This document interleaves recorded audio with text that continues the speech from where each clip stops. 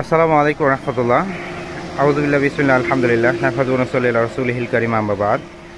সরলপথ media সরলপথ সাদগাঁই জারিয়ার পক্ষ থেকে বাঁশের ব্রিজ পুনুট কালাই জয়পুরহাট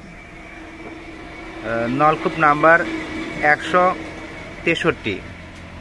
এটা দুবাই প্রবাসী একটা ভাইয়ের দাদি, মৃত দাদি গুলশানার পক্ষ থেকে।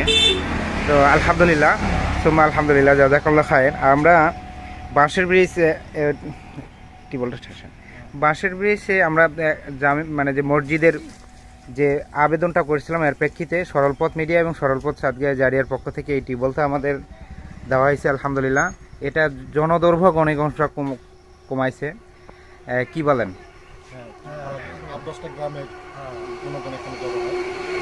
আলহামদুলিল্লাহ 8-10টা গ্রামের মানুষের এখানে মানে যে মেইন রোড এখানে আসে জয়পুরহাট এবং মোকামতলা রোডের পাশেই মসজিদটা। আর মসজিদের টিন নষ্ট হয়ে গেছে, মসজিদের টিনেরও ব্যবস্থা হবে ইনশাআল্লাহ। বারাকাল্লাহু ফিকুম। আসসালামু আলাইকুম ওয়া রাহমাতুল্লাহ।